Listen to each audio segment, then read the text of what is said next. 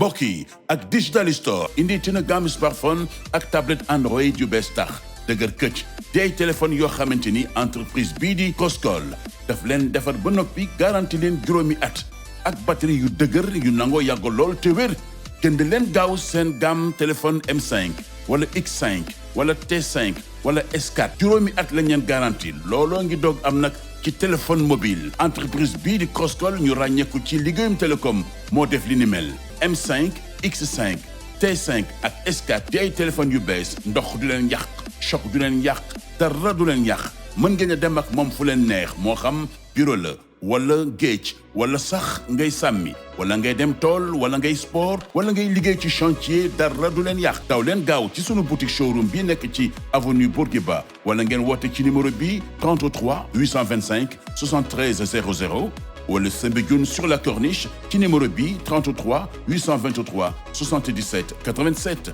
nuyu naa leen bu baax a baax am internetu Dakar Buzz mbégte la may joxal di janook yéen gaaw ba jot ci buzz de la semaine ni ñu ko tàmm di defee léegi rek ma xuus ak yéen ci faram-fàcceeg li jot a xuus ci ay xibaar gën a fës ci biir semaine bi.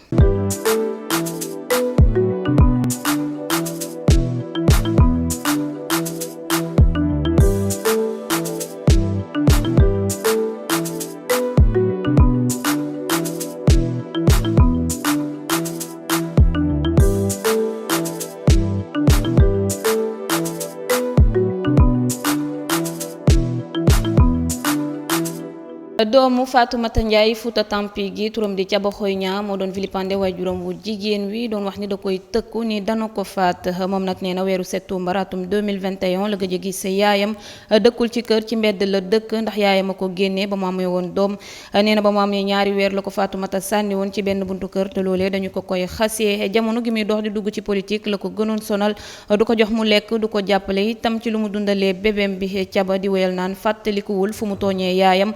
di ko toroxal ci gile anam la muy sàkku moo di rek ñu taxawu ko aar ko ndax nee na Fatoumata su waxee ni dana ko rey rek mën na ko def. kii di Gabriel Kane àdduna ca di wax ni dañu ko woo ngir mu jàppale gune gi moom it mu def la ko war na mu di ko defee ak ñeneen ñi nee na nag mbir mi manipulation am na si ñu jël gune gi di ko waxloo yenn yi waaye daal ko xam Fatoumata Ndiaye Fouta Tampi xam ni mi ngi yor yeneen i doomam tambaam wekk na doom ja waaye bañu ko Gabriel di wéyal naan gisee naa ak moom ñu waxtaan lu yàgg li am nag moo di ne kenn xajul ci diggante yaay ak doom ba tax na nañu bàyyi di juger fekk dégluwuñu Fatoumata Ndiaye Fouta Tampi ba noppi. Mouhamadou Mohamed Ndiaye barkeelu na ci interview googu sunu ay naataango am ak doomu Fatoumata Ndiaye Fouta Tampi gi Mohamed Ndiaye nee na li gënoon moo di ñu yóbbu gune gi ci rajo bañ a wane kanam gi waaye fi mu ne nii nag deram dootul set ci àddina moom nag la ñu wane xale bi télé moo ko métti rawatina rek mu toog di yàq deru waaye juróom bu jigéen rafetlu ko benn yoon na mu ko xamle ci ay kàddoom. Pape Djibril Fall moo doon addu ci njiital kuréelu Pastef gi Ousmane Sonko dippee ko ci njëlbeen ni ab jàmbaar Pape Djibril nee na Ousmane Sonko dafa am yoonam ci wàllu politique atum 2014 ba ndëgën ni mu am ñu mu ca àndal ñoom it ñu ñëw jël seen yoon benn yoon la gisanteek Ousmane Sonko te benn xaritam moo ko waraloon ndax daa amoon site internet bëggoon ñu defal ko interview Pape Djibril nee na loolu sax taxul ñuy demlante bi xew-xewu mars 2021 gi amee lay dox di xam ni Ousmane Sonko cité kër góor gi la dëkk daawuñu sax déggante téléphone te kenn ci ñoom ñaar mësul yitteewoo moromam ci dara. jarbaatu ministre Abdoulaye Daouda Diallo bi placé woon nañu ko sous mandat de dépôt ñeel violence voie de fait ak injure non publique ci kaw Gabriel Kane ci noonee la ñu ko taxawlee woon rek altine gi weesu ca tribunal des flagrants délits wu Ndakaaru Gabriel nee na xamul sax waa ji dafa am bés mu yónnee ko message di ko won photo wu benn ndaw su feebar ginnaaw loolu nag mu xas ko mu woo benn magam bu jigéen ni ko na wax ak seen rakk ji mu bàyyi la muy def ay sëram dem fa Gabriel di liggéeyee daal di waxtaan ak njaatigéem dañu ni woon nag dañu koy sotti acide waa ji ni ko rek dara du ko ci fekk ndax jarbaatu Abdoulaye Daouda Diallo la mu tëkku ko ni dana ko faat ni ko su ma paree ci yow rek di nga ñibbi France waaja nag dafa weddi tuuma ya di wax ni Gabriel mooy wër ci média yi naan magam yu jigéen yi ñoo tax ñu dàq ko fa mu doon liggéeyee ci la wëree numéro ngir wax ko mu bàyyi la muy wax sërëm bi noonee Gabriel yónnee message sërëm bi di Kaja xamal ko ni rek da koo jox 1 million te loolu dara amu ca muy wéyal naan Gabriel dafa xas sërëm mi mi ni dañu am jëkkëram far looloo ko merloo ba mu dal ci kawam tënkee ko ni rek yorul benn vidéo Gabriel Kane bu desee teggine procureur ba mu jëlee kàddu mu xamal ko ni la nga def dafa rëy doon jarbaatu ab ndombal tànk du la ci génne. Juge bi xamal ko ni réew mi bàyyu kenn moomu ko ginnaaw loolu mu jéggalu ndaw si daanuk benn weer gu mu dul tëdd la ñu mujj teg ci ndoddam. si ñaareelu trimestre 2022 gi yemoo ko avril mai ak juin commission de protection des données personnelles dañu ci jotoon juróom-ñeenti plainte ak ay signalement benn ci plainte yaa nga soxal njiital Moustarchidine moom Serigne Moustapha Sy bu nu sukkandikoo ci libération ku ñu naan AS moo déposé plainte ba di ca visé benn compte Facebook ak TikTok bu nekk ci turu Ibn Foutiyu Tall nee na ci plateforme yooyu la Ibn Foutiyu Tall di publier ay saaga ak yu ni mel di ko teg ci ndoddi Serigne Moustapha Sy commission de protection des données personnelles daal di jébbal dossier bi procureur de la République ak waa division spéciale de la cybersécurité bu police ngir lu jëm ci wàllum l'enquête bi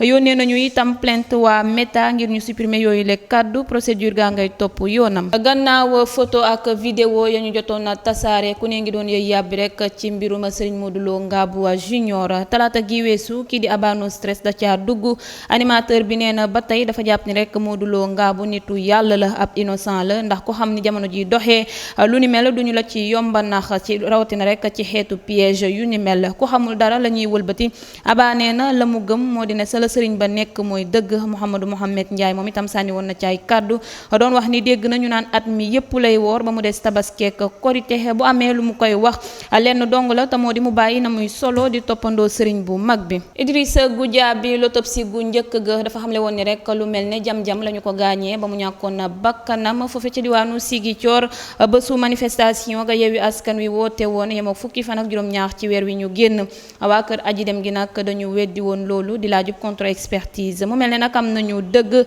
ndax ñaareeli expertise gi dafa dëppoog bu njëkk ba ndax dañu caa xamle ni Goudiaby balu fetel moo ko faat ñetti experts yu ordre des médecins tànn ñoo doon amalaat autopsie ga ci ndigalu procureur u Ziguinchor gi mu di benn professeur u médecine benn légiste ak benn expert bu waa kër Goudiaby yebaloon. woykat bile di Queen Biz moo doon yëgle ni waa direction des impôts et domaines ñoo ko yónnee ab facture ñeent fukki million te loolee la ko waral moo di la mu dugg ci politique di xeex nguur gi bu nu sukkandikoo ci ay xibaari source a administration fiscale bi dogu nañu ni rek loolee laalewul benn yoon ci opinion politique gu Queen Biz lépp ci yoon la ñu ko teg journal bi wéyal naan direction ba ñu ngi doon dajale rek élément yu tege ngir bu ñu ca noppi woon génneeb communiqué ngir leeralal askan wi te noonee la ñu ko defee ndax xamle nañu ni moom Kumba Diallo ñu gën ko xam ci Queen Biz am na NINEA bu yemook numéro d'identification fiscale bu ñu jagleel ay nit yu di yëngu ci ay activité taxable wa ila titulaire bien ba revenu imposable niki noonu nag mu am ay importation effective yu mu amal diggante 2019 jàpp 2021 te déclaré wuñu ko ci administration fiscale ba lettre bu njëkk ba tontuwu ca donte joxoon nañu ko délai wu fanweeri fan beneen lettre ba itam noonu fi mu ne ni nag ñaax nañu ko ngir rek mu dem nu mu gënee gaaw ci centre fiscal ga initier procédure ga DSF di fàttali rek ne ñàkk tontu ay lettres yu soxal proposition de redressement fiscal dañu koy jàppee ni rek da nga nangu lañu di la laaj. ab gune gu góor moo demoon rek ca émission tës sa talaata gi weesu doon fa xamle ni maîtresse am moo ko doon sàkku ba muy def CP ba ni muy defee CM2 lu ni mel nag waroon na réseaux sociaux yi ba ñu bari doon wax ni sax dañu war a jàpp maîtresse bi ay waajuram nag jël nañu kàddu ca émission xalaas di weddi la seen doom ja wax yépp nee nañu sax ba mu bàyyee jàng ak léegi toll na ci fukki at waa ji nag dafa jël carte d'identité wu baay ji dem jaay terrain wam ci 4 millions pare dem toog kër nijaayam ca Tiwaawoon Pël ni ko baayam di xamle baayam nag nee na tànk ya doomam ji jël moom ma xamu ko te lu ko jaaxal la mu wax yépp nag dara du ca dëgg école ga mu jànge kenn mësu ko fa def lu ni mel. tribunal des flagrants délits wu Ndakaaru jël na ndogal ci étudiant bi di Abdou Thiam ak Mouhamadou Moustapha Sy ñu jàppoon leen ci épreuve mathématique yu second tour baccalauréat technique ga woon juróom-benni fan ci weer wi Abdou Thiam da doon dox di am bourse d'études ca Turquie ñu teg ko loxo gannaaw ba mu doon defal Mouhamadou Moustapha Sy mathématique gi lycée Maurice Delafosse lañu ko jàppee woon ci kanam yaa tekkat ba nag dafa nangu tuuma ya di xam ne ni daa yërëmoon Moustapha ndax la mu def bac ñaari yoon te amul seen avocat yi doon ñaan ñu àtte leen ci yërmande juge ba mujj na leen a yeewi gannaaw ba ñu jotee tëdd fukki fan ak juróom. ay avocat wu François Mancabou ñoo doon xam ne ni médecin ya doon amal expertise ga ca néewu seen client bi ca saalu autopsie bu l'hôpital Idrissa Pouye ca Grand Yoff fa weetuñu woon ca liggéey ba ci ab communiqué bu ñu fësal nee nañu ñetti spécialiste ya ordre des médecins tànnoon ci teewaayu juróom benni takk der la ñu amalee liggéey ba bu weesoo professeur Chérif Mohamed Moustapha Diall ak docteur Gabriel comme la nag El Hadj Omar Ndoye avocat yi nee nañu nañu rek commissaire chef bu Géry ma nga fa woon ñaari lieutenant wu police ña nga fa woon chef u DIC benn adjudant wu police di enquêteur ca BAG ak benn adjudant ak agent de police u PTS loole nag neexul benn yoon ay avocat wu François ndax nee nañu dalul seen xel. niki ba si ñu génn la ñu doon ko takkaat moom Nabou Dash bile di juróomeelu yoon bi muy dugg ci néegu sëy yàpp Mbàkke moo ko jël soxna ginnaaw bi lépp yemmee Nabou Dash defati na vidéo di ca àddu Nabou Dash nag nee na amul bralon ca aras ndax loolu mënul nekk am ay jëkkër nag moo gën am ay far xëy na nag sëyam bi mooy bi mujj la muy sàkk moo di ñu ñaanal ko waaye nee na bu ko kenn yedd ndax soxlawu ko xol nag la sunu borom di fay te moom nee na sunu borom da koo fay xolam Nabou Dash di wéyal naan du jur doom ju waye di ci juróomi sëy yi mu am yépp benn doom dong la ca am ndax moom day xool bu baax ka muy jural doom du sëy ku waye di ba noppi di ko jural doom. Aïssatou Diop Fall donte àndul ca la Ousmane Sonko def waa RTS rafetluwul itam doxalinu média public sénégalais bi journaliste bi la mu jàpp moo di ne sénégalais yi dañu mere waa RTS te loolu yoon la ndax télé bi dafa waroon di yemale nee na RTS deful li ko war te daa waroon a jàppale sénégalais yi nga xam ne ñoo tax muy fayeeku jot na nag ñi yor liggéey bi ñu woo RTS delloo ko ci li ko war waaye itam fexe nu ñu sauver journaliste yi. lu bees juddu na ci birum taximan ba ñàkkoon bakkanam àllarba gi weesu ci ab xeex bu amoon foofee ca avenue Bourguiba bu nu sukkandikoo ci ay xibaar yi sunu ay naataango agent marketing nga ñu doon ca tudd wane la nañu ko procureur gannaaw l'enquête ba ca police su jëppal amal ña nga di ko toppee coups et blessures ayant entraîné la mort sans l'intention de la donner ñeel l'enquête bi nag ndawi commissaire El Hadji Ali Sow yi dañu jëloonu médecin légiste ngir amal autopsie gi la mu biral ni moo ko faat di traumatisme crânio-encéphalite sans fracture du crâne avec hémorragie sous-durale importante di fàttali rek ne xeex moo doxoon ci diggante agent marketing bi ak chauffeuru taxi bi ba jéye ja am ba muy jéem a daw nag la ca takk der ya yem dal kay jàpp. xibaar wi lee du neex benn yoon kii di Babacar Ngom bu Sedima noppeeguñu àddu ci coowal Ndengler société wu Babacar Ngom gi la ñuy tudd ci geneen mbirum litige foncier mi ngi yemoo ko suuf yu village yu Kër Ndiaw bi la yoon nag juge des référés bu tribunal commerce ndogal lu rëy la ca jël Mamadou Soumaré Diagne mooy duut baaxam Sedima ni dañu jël seeni suuf juge ba daal di dàq Sedima ak ña fa nekk yépp ci parcelle 3 hectares googule nekk ci numéro 33 CNGD 2017 ni ko Libération doon xamle ndogal la ñu ngi ko jël fukki fan ak juróom-ñett ci weer wi tribunal ga yemul foofu ndax wax na itam ngir ñu daaneel bâtiment ak yeneen mur de clôture ya ak grillage ya. Avec Digital Store, vous allez enfin réaliser vos rêves grâce à la toute nouvelle gamme de smartphones et téléphones Android dernier cri de l'entreprise Crosscall. Vous n'allez pas nous croire, c'est la première fois dans l'histoire de la téléphonie mobile qu'un constructeur de télécom met sur le marché digital des appareils téléphoniques garantis 5 ans. C'est le M5, le X5, le T5 et le S4. Les produits Crosscall sont d'une solidité et d'une garantie que vous ne pouvez imaginer, puisque prouvés aux normes militaires et dotés d'une autonomie largement suffisante avec alarme en cas de danger. Les seuls appareils avec anti-choc. Ils sont étanches dans l'eau, du jamais vu. Les appareils Crosscall vous accompagnent dans toutes vos activités professionnelles, au bureau comme en dehors du bureau, pendant votre sport ou pendant les travaux champêtres, les chantiers ou en mer et partout. Contactez-nous au plus vite dans nos boutiques showroom avenue Bourguiba 33 825 73 00 ou à Soumbédioune sur la Corniche 33 823 77 87. talaata gi weesu la ñu taxawal kii di Boy Djiné ca chambre criminelle ba tribunal de grande instance Ndakaaru dañu ko doon àtte ci lu ñeel vol en réunion avec escalade usage de moyens de locomotion association de malfaiteurs waaye nag la partie civile ba teewul ma waral ñu dàq ko ba ñeenti fan ci weeru octobre ay avocat am profito ca di ko ñaanal liberté provisoire maître Maymouna Dieye di wax ni Boy Djiné yemoo na ak lu ko mën a may liberté provisoire kii di maître Doudou Ndoye di xam ne ni Boy Djiné ay waajuram ñoo ko dénk te leneen moo tax mu dugg ci mbir mi ndax ba mu xoolee dossier bi dafa ni rek jot na ngir mu servir ci justice donte Boy Djiné woyu la woon di woonu pa sàcc fukki fan ak juróom benn ci weeru février atum 2009 la ñu ko placé woon sous mandat de dépôt ci gile mbir ñu doon àtte ba si ñu génn 7 août 2017 la ñu ko àtte woon chambre criminelle jëloon ndogalu dakkal procédure ga ndax dañu jalgate woon ak yelleefu défense gi parquet ba ubbiwaat dossier bi ñu yóbbuwaat waat ko kaso ñeenti fan ci weeru janvier atum 2018 fukki at a ngi mu nekk kaso maître di wéyal naan baayam génn na àddina si diggante bi te moom Boy Djiné dafa am doom buy màgg te mësu ko gis yelloo na nag ñu may ko liberté provisoire ka fi teewal ministère public bi di ko fàttali ne rek la ñuy toppee Boy Djiné dafa yëngaloon bu baax réew mi te amul benn garantie bu valable chambre ba dañu rejeté demande bu maître Doudou Ndoye Ba ak ay ñoñam Boy Djiné dafay desandi kaso. Mamadou Fall Thiombane atum 2014 la tàmbalee jiite kuréelu parents d'élèves yu benn l'école ca Rufisque ba nga ni mi ngi am juróom-benn fukki at ak benn di ab retraité ñëpp xam ko ci pas-pas gi mu am ci njàngub doomam ju jigéen ji fukki fan ak juróom-benn ci weer wi la joteek ay jàngalekat doomam ndax la maîtresse bi duma xale bi bu nu sukkandikoo ci l'observateur ay gaañu lañ nemmeeku rek ci yaramu doom ji ci la demee l'école ba ngir lijjantil ko boppam directeuru l'école ba nee na ma ngi leen fekk ci composition ba Thiombane yegsee da ko saaga jubali classe su doomam jëx di yuxu maîtresse ba yeneen jàngalekat ya dégg coow li dal say dugg xeex toftandi sa kenn ci ñoom turam di Mamadou Seck jëlee ca damm gu metti Mamadou Tall wiññeeku ba muy dem nag mu tëkku maîtresse ba administration wu l'école ga daal koy porter plainte ñu teg ko loxo placé ko sous mandat de dépôt ni ki talaata gi weesu lañu ko doon àtte ca tribunal des flagrants délits wu Ndakaaru doon ko toppee coups et blessures volontaires mu ni Mariama Diallo moo dóor doomam ji ba gaañ ko ci hanche ba mu yeggee ca l'école ba Mamadou Seck moo ko njëkk a dóor mu fayu ñu ànd daanu mu bëgg koo gaañ ci bët mu bañ daal di fippu naataangoom ya di ko sot kenn ci ñoom yoroonub cour tribunal ga teg na ci ndoddam ñetti weer yu mu dul tëdd ab dalu minéré moom abboon ci kawaay ndongo yu doon jàngal xuraan ci seen kanamu sëriñ bi di sëriñ Sougou juróom-ñaari victime ñoo ca am ñaax ña ñàkk seen bakkan ay boori 19h la ko takk der yu commissariat au premier arrondissement bu Thiès yëg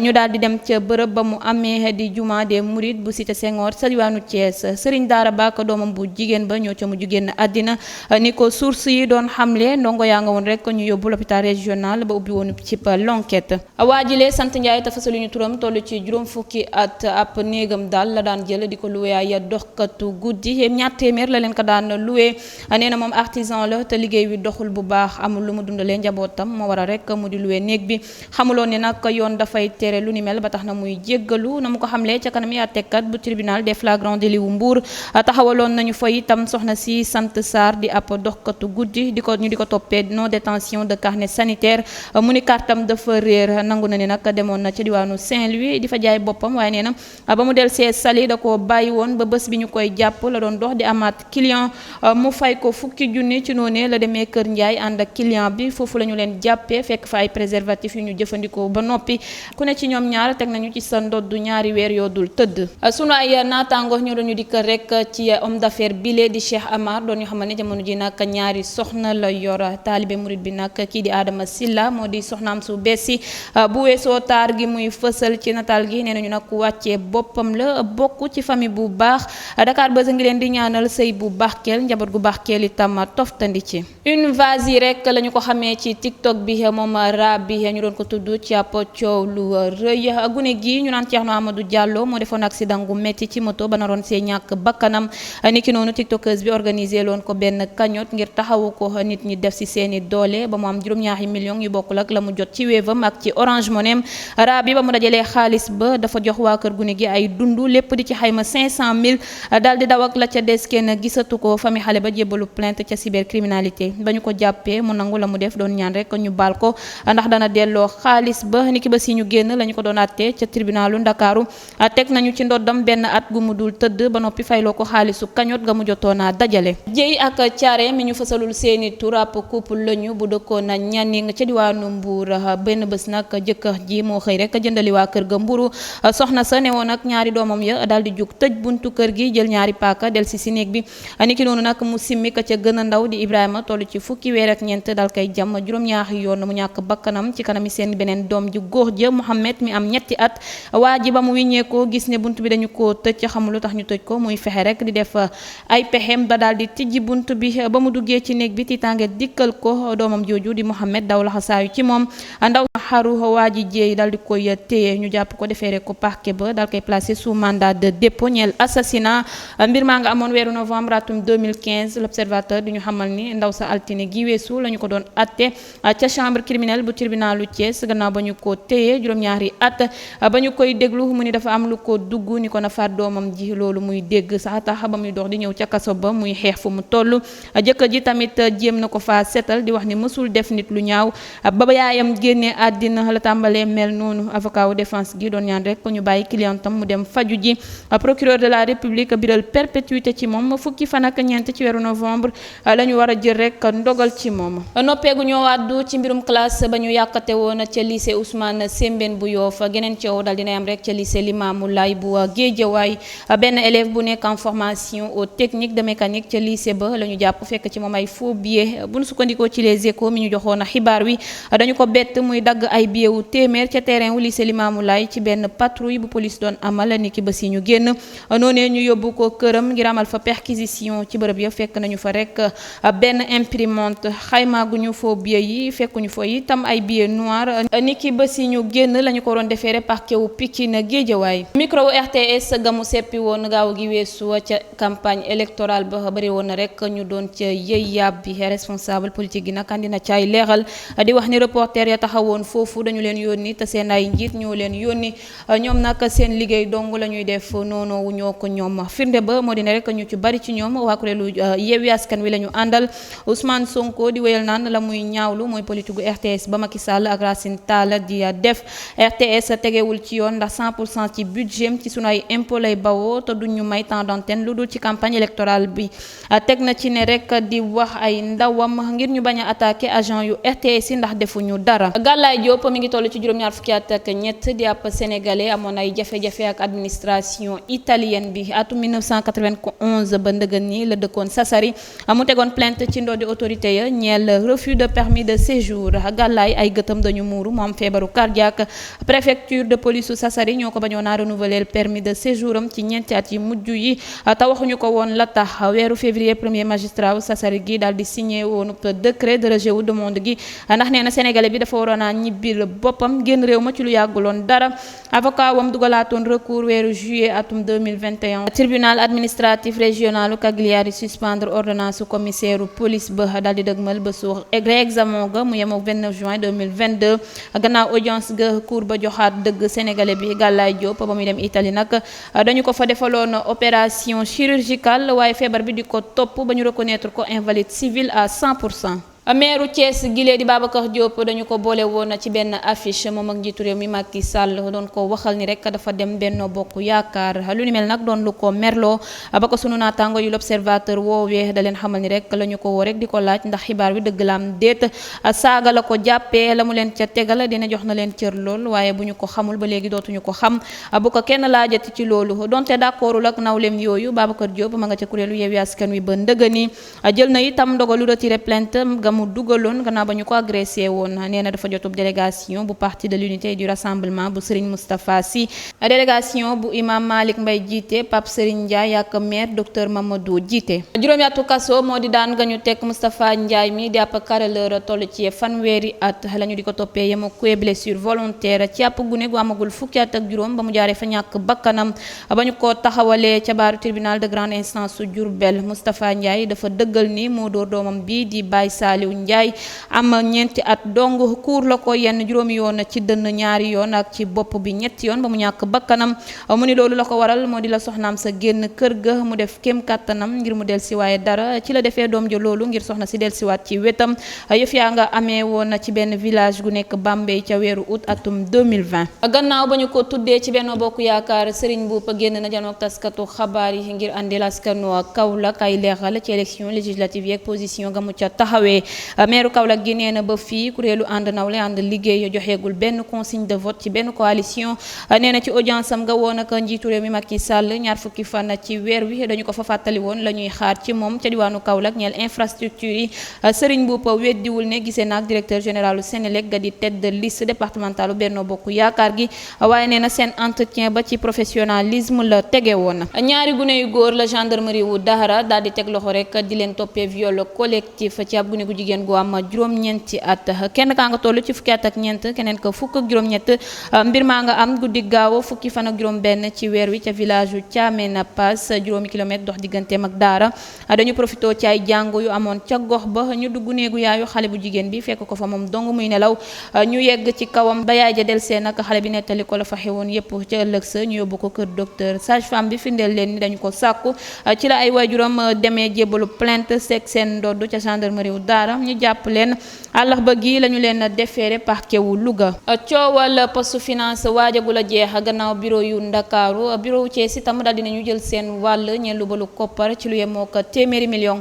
ci contrôle interne nga ñu doon amal la ñu njëkkee nemmeeku juróom fukki million yu ñu luubal ñu gën a xóotal gëstu ya daal di yem ci beneen ñeen l'enquête googu nag Ibrahima Ndiaye may responsable poste finance bu Thiès la ñu jàpp nee nañu nag dafa dawoon ba mbir ma siiwee waaye brigade de recherche bu gendarmerie wu Thiès ñoo ko mujj teg loxo ba ñu ko dégloo nangu na ni laal na rek ci keesu poste finance waaye nee na fanweeri million ak benn dong la ca jëloon l'enquête baa ngay wëy ni ki alxames gi weesu ca rek xew-xew CAF Awards ba doon amee Maroc équipe nationale Sénégal gi moo jël rek meilleure sélection africaine ñu récompensé gaynde yi ci seen titre ñeel CAN beeg seen qualification ci coupe du monde bi Sadio Mané jël ballon d'or Pape Ousmane Sakho meilleur buteur de l'année Pape Matar Sarr meilleur jeune joueur mu di ay résultats yu rëy yu njiitu réew mi Macky Sall rafetlu ci ay mbindu yu mu fësal ci Twitter bi wane na ca mbégte gi mu am ci lu ni mel te di leen xamal ni ñoo tax rek ñu jox cër Sénégal ci wàllum football tënkee ko di leen ndokkale mbokk yi lii la ñu andiloon tey ci xibaar fii ci Dakar Buzz ni ñu koy defee saa su ne rek ci buzz de la semaine du ma tay ci di leen ko bamtuwaatal